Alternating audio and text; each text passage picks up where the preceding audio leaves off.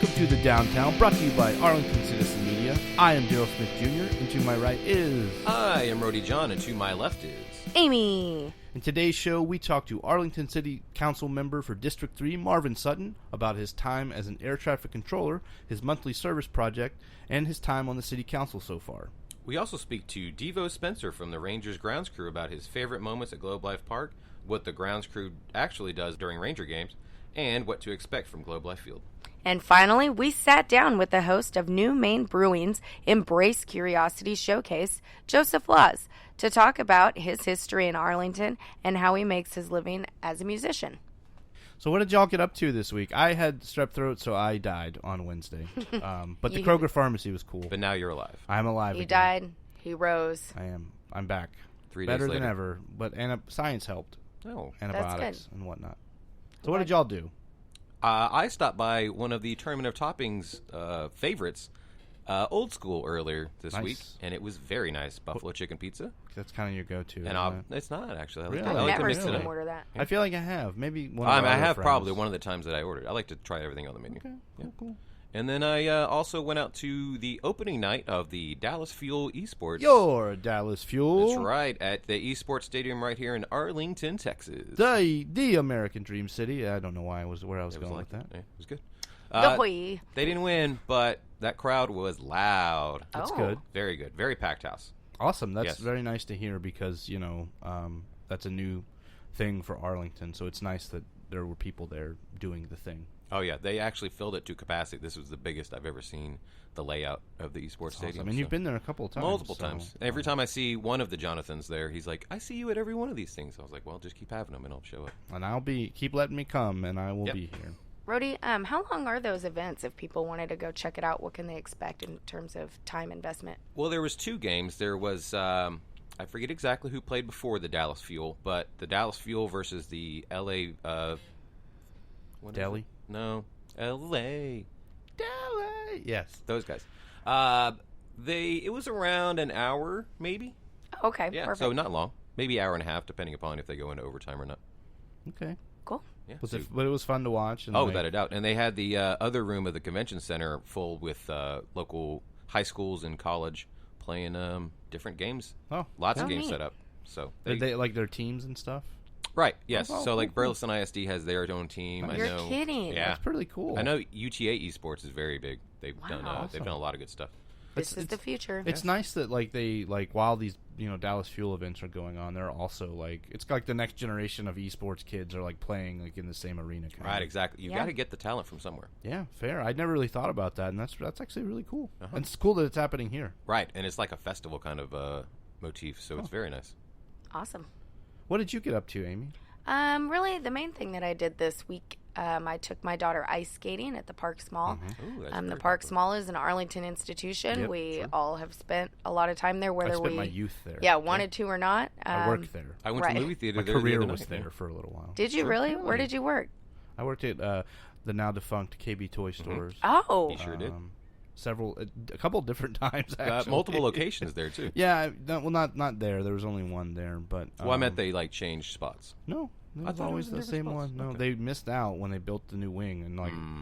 I was there, and my district manager was like, or not the vice president of the company was like, why didn't we get in this other end of the building, you idiots? And I was like, yeah, man, you idiots. and then KB Toys went They went nowhere. out of Mitt Romney's company came in and squeezed them for all their worth, and they went bankrupt twice. Anyway, Anyways, what did you do at the Parks Mall? Yeah, we went ice skating. That's a fun thing, family thing to do. They have open skates several times a day during the week and on the weekends, and it was affordable. We rented ice skates. My daughter had a blast, and then afterwards, we got a little something to eat, and we got some Dippin' Dots, which Nice. is a Ice cream of the future, man. mall staple. Yeah, that is also a mall state. Yes, I remember going to the mall when I was like 14 and being like, ice cream of the future. I mean, Yeah. it's here. They just call it ice cream Future's now now. because we're in the future. So Right. now it's just Technically, ice cream. aren't we always in the future, though? Yep, now. like now. And now. Now. And yeah.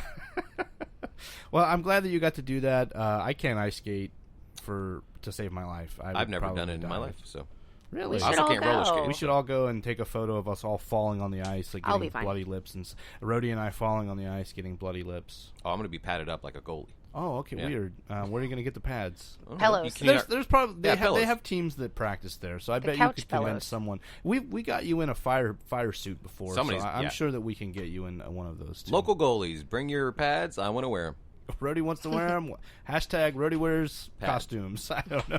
Ooh, I like that one. We'll We can figure make it that out. happen. Cosplay roadie. Hashtag. Cosplay John.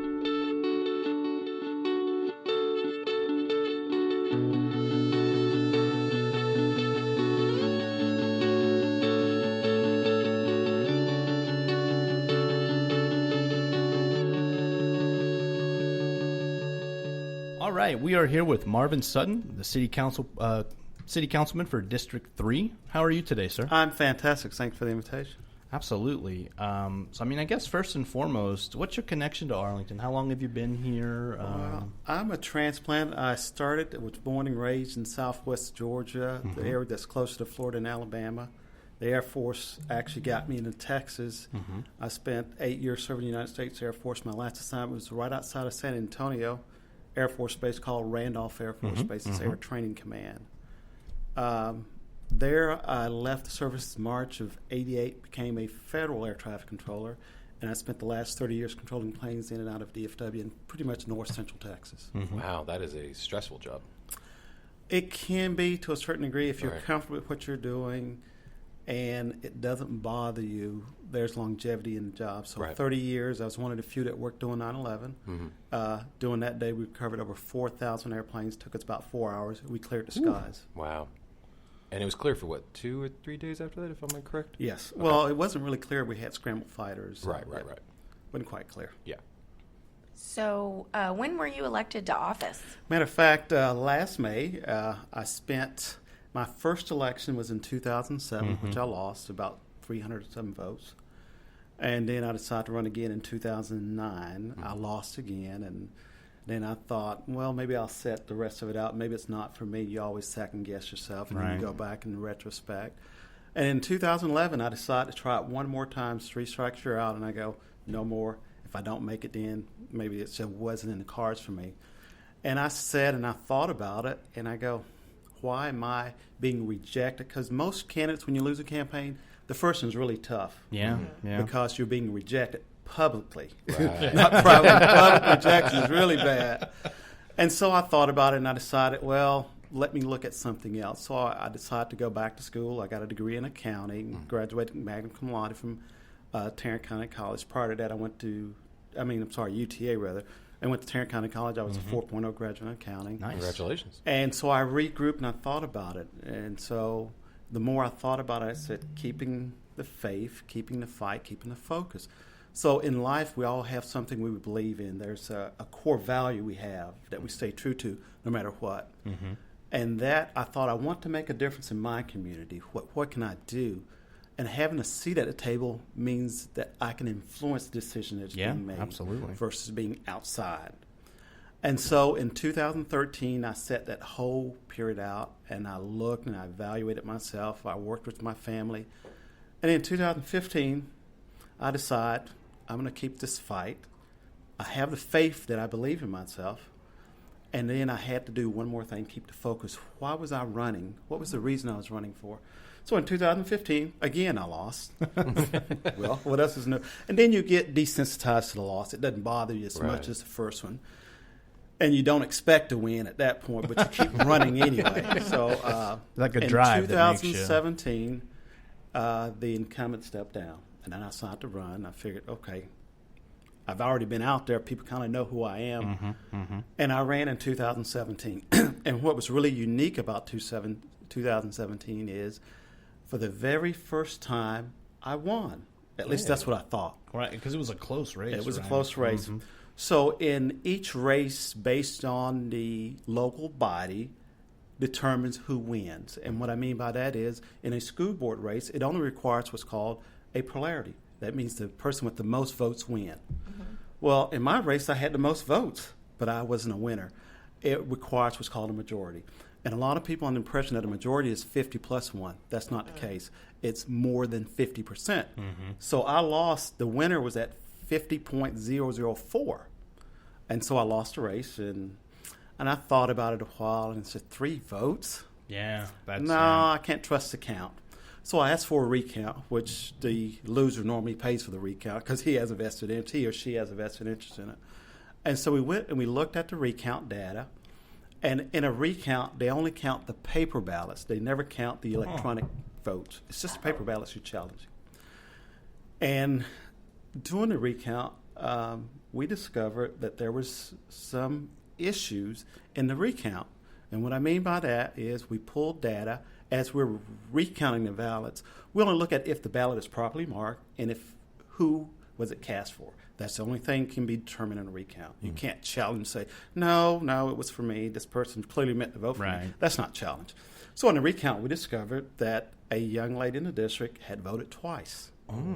She had voted electronically and then voted on a paper ballot that was hand-delivered by the administrator, which is basically inappropriate, and it should have never been done. But in order for me to challenge that and even look further in the mail ballots, I had to contest the election, which is basically a lawsuit.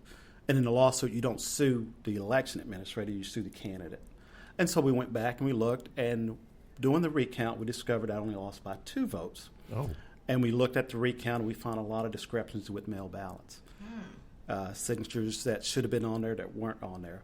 And it would have cost $30,000 to actually continue with the lawsuit, and it wasn't worth it. I didn't have the money, number one. It wasn't worth it. It didn't really matter. I didn't want it that bad anyway. Yeah. However, I decided to concede the election. I did. A few months later, I conceded the election and called the winner and said, congratulations, I'm willing to help. Let's move it on, because at the end of the day, most elections are about transferring power. That's how we orderly transfer power in any election in our government. And so it leaves no ambiguity or confusion about it. And then in 2019, last year, I decided to run again. Well, I just retired after 30 years, and so I had a lot more time on my hands in air traffic control. And I had the core belief that if I continue to keep the faith, the fight, and focus, I would eventually win. And I knew that I had the most votes last year, but the runoff, I lost. And I said, if I can maintain that momentum I had, in 2019, 2 years later, I would win it. And so we ran the campaign again, and we knocked on over 2,500 doors. We spent about $7,500, which you won't find a campaign run that lean. My opponent spent $53,000. Whoa. Who was your... Roxanne Thalman. That's right. Yes. $53,000. We know her very well, yes. $53,000 went through that campaign, and so we want to run a grassroots engagement campaign. And it takes a lot to run a campaign nowadays. I mean, you can spend in a single-member district up to $70,000. And in some mayoral races, even in Arlington, you're running at $99,000. Now, mind you, keep in mind, you only compensate at $200 a month, plus $78.50 in phone allowance. That's it. So you can't make it up. And we didn't have the donors. Nobody really knew me or were going to invest in me because I'm a 5-time loser, so to speak. Right. So nobody's going to take a risk with me. And so my core value was to continue the faith, continue to fight, continue to focus. And so we were successful. We won by 110 votes, and we were sworn in May 22nd. Well, congratulations. Yeah, congratulations. Thank you. You kind of answered my question, but I want you to go more in detail in it. You said that you wanted to run because you wanted a seat at the table to affect change. What changes are you trying to affect? So I live in a community in Southeast Arlington, and it's in Southeast Arlington, you have one of the most diverse populations. Even in Tarrant County, it's really diverse. So one day, my neighbor, son was sleeping, and the house got broken into while his son was sleeping. It was really nerve-wracking. I bet, yeah. And we wondered why it took so long for the police to come. We wondered why that. And the number one role of any local, federal, state government is public safety. That's the number one role. And so we were concerned about that, and so we had a conversation, and we convened and started a crime watch group, and I was a crime watch coordinator. And we wanted to take a stance against crime in the community. And doing that, I engaged and started attending town hall meetings. And I remember a gentleman and his son come, and I don't know if you're familiar with Mansfield Webb Road. Mansfield Webb Road is where they're building the new Southeast Recreation